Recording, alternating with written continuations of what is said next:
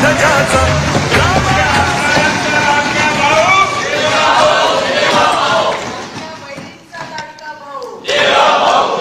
हिंदवी स्वराज्याचे सरसंस्थापक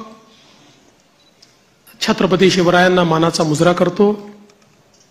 भारतीय राज्यघटनेचे शिल्पकार भारतरत्न डॉक्टर बाबासाहेब आंबेडकर यांना मानवंदना अर्पित करतो। आज आपली सगळी प्रक्रिया पार पाडण्याकरता या ठिकाणी उपस्थित झालेले गुजरातचे माजी मुख्यमंत्री आदरणीय रुपाणीजी, त्यांच्यासोबत आलेल्या भारताच्या वित्तमंत्री आदरणीय निर्मलाताई सीतारामनजी, आपले अध्यक्ष चंद्रशेखर बावनकुळेजी, माननीय विनोद तावडेजी, माननीय शिवप्रकाशजी, मंचावर उपस्थित असलेले सन्माननीय आशिष शेलारजी, प्रवीण दरेकरजी, या ठिकाणी आपल्या सहयोगी पक्षाचे जनसुराज्याचे विनय कोरेजी, त्याचप्रमाणे युवा स्वाभिमानचे रवी राणाजी, रासपचे रत्नाकर गुट्टेजी, आपल्याला ज्यांनी समर्थन दिलं ते एकमेव अपक्ष आमदार शिवाजी पाटील, भारतीय जनता पक्षाचे विधानमंडळातील माझे सर्व ज्येष्ठ सहकारी, कोर कमिटीचे सर्व सदस्य, माझ्या सर्व भगिनी आणि बंधूंनो, सर्वप्रथम आपल्या सर्वांचे मी आभार मानतो की आपण एकमताने या ठिकाणी विधिमंडळ गटाचा नेता म्हणून माझी निवड केली आणि ही निवड प्रक्रिया करण्याकरता या ठिकाणी आलेले माननीय रुपाणीजी आणि माननीय निर्मला सीतारामनजी यांचे देखील अतिशय मनापासून मी आभार मानतो।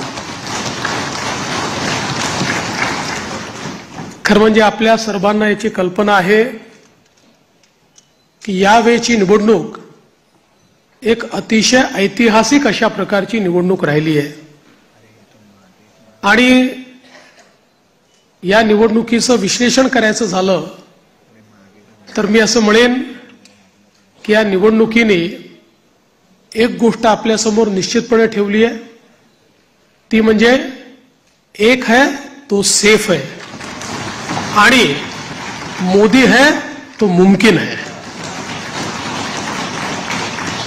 मोदीजींच्या नेतृत्वामध्ये देशामध्ये विजयाची मालिका ही लोकसभेनंतर पुन्हा एकदा हरियाणापासून सुरू झाली आणि महाराष्ट्राने जे मॅन्डेट या ठिकाणी आपल्याला दिलेलं आहे, खरं म्हणजे महाराष्ट्राच्या जनतेला मी साष्टांग दंडवत घालतो,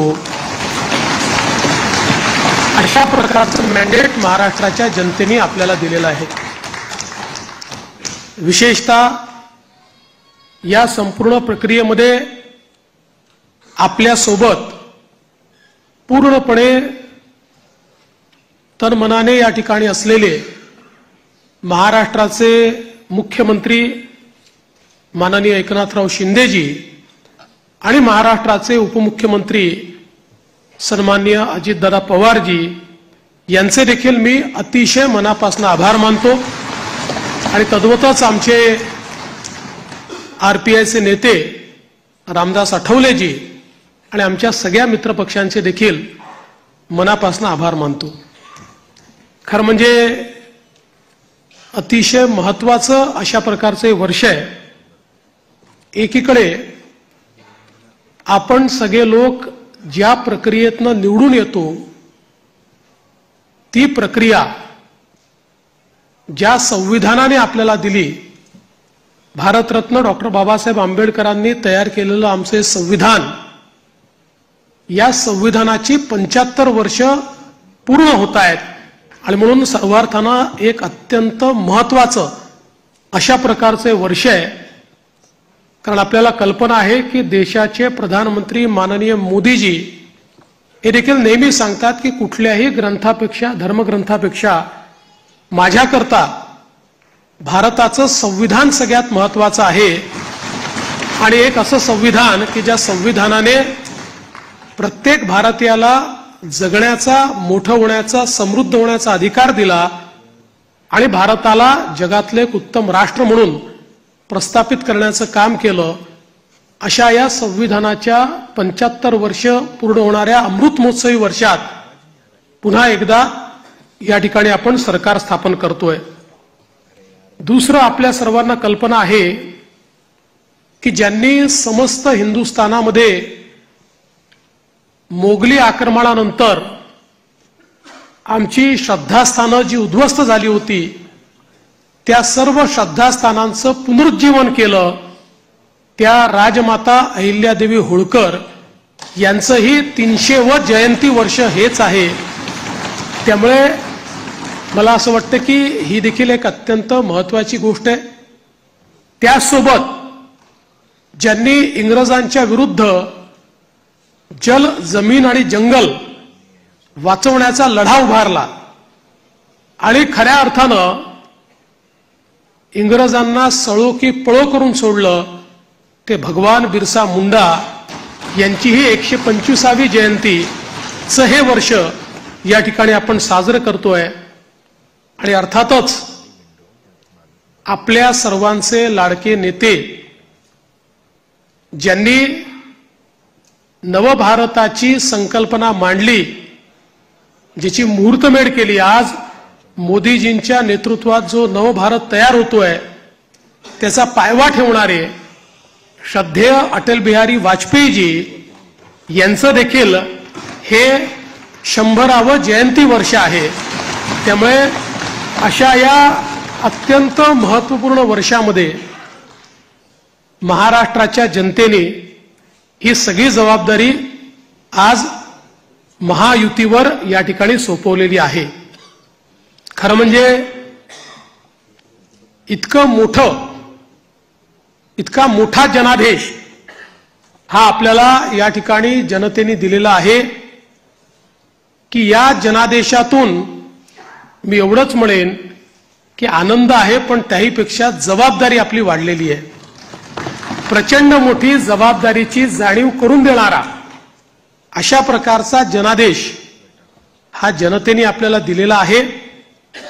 आणि विशेषतः आपल्या लाडक्या बहिणी असतील, आपले लाडके भाऊ असतील, आपले लाडके शेतकरी असतील, आपले लाडके युवा असतील, या सगळ्यांनी आणि समाजातल्या दलित, वंचित, ओबीसी, आदिवासी सगळ्यांनी जो जनादेश आपल्याला दिलेला आहे त्या जनादेशाचा सन्मान राखण्याचं काम हे आपल्याला करावं लागणार आहे.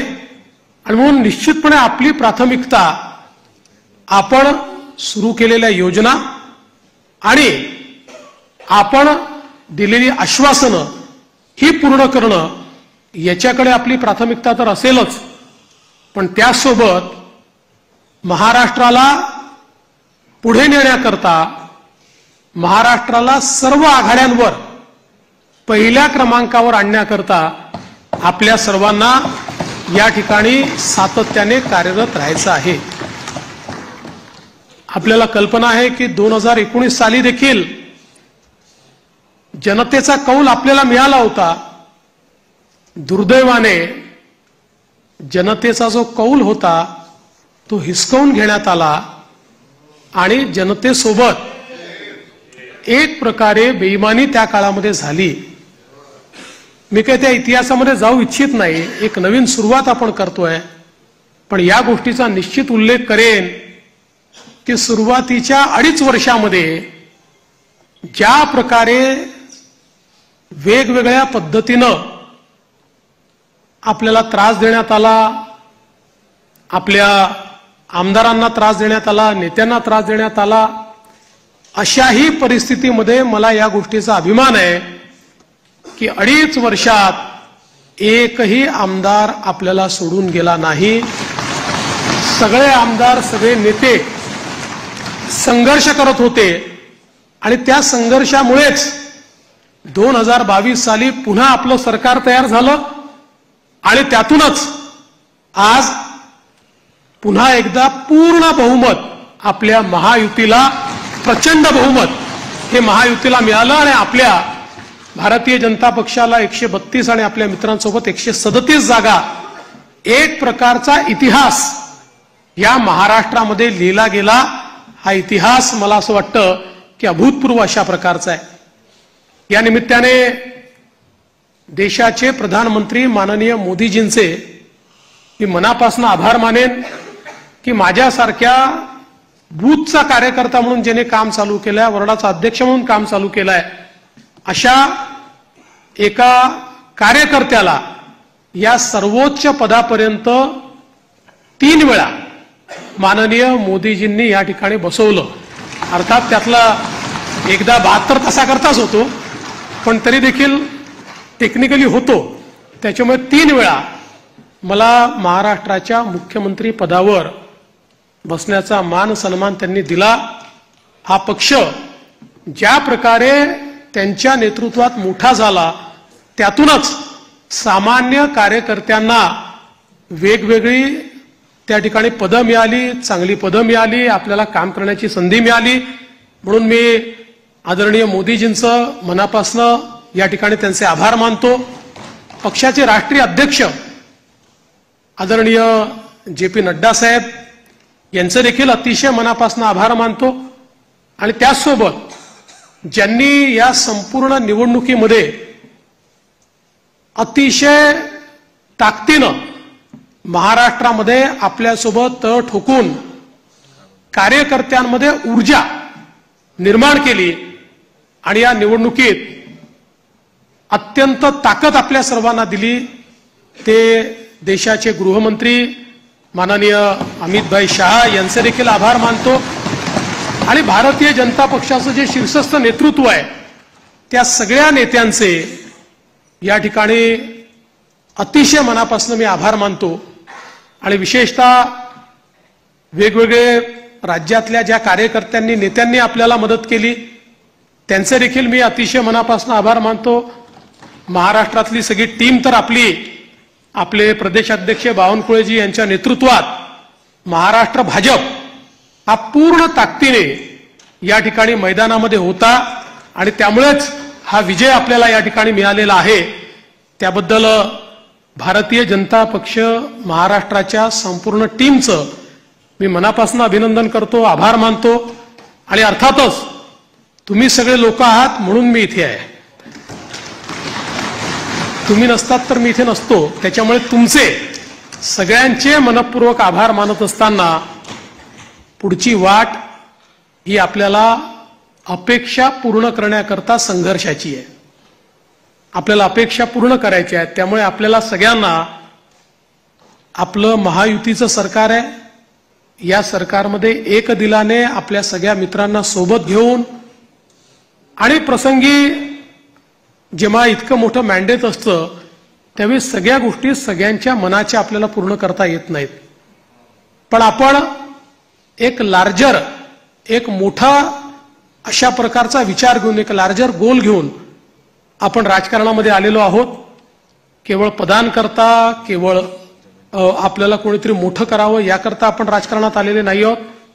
त्यामुळे मला या गोष्टीची पूर्ण अपेक्षा आहे की येत्या काळामध्ये 4 गोष्टी आपल्या मनाप्रमाणे होतील तर 4 गोष्टी मनाविरुद्ध देखील होतील. पण तरी देखील एका लार्जर इंटरेस्टमध्ये आपण सगळे एकत्रितपणे काम करू आणि आपली शक्ती काय आहे ही शक्ती निश्चितपणे या ठिकाणी आपण दाखवून देऊ.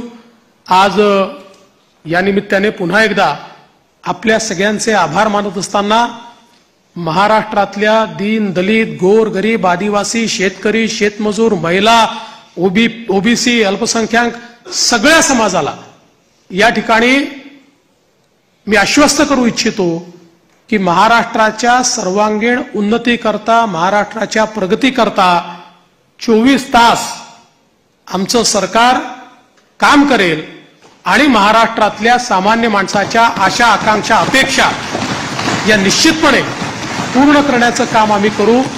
पुन्हा एकदा आपल्या सर्वांचे आभार मानतो. माननीय देशाचे पंतप्रधान नरेंद्र मोदीजी यांचे मनापासून आभार मानतो आणि माझं बोलणं संपवतो. धन्यवाद. जय हिंद, जय महाराष्ट्र.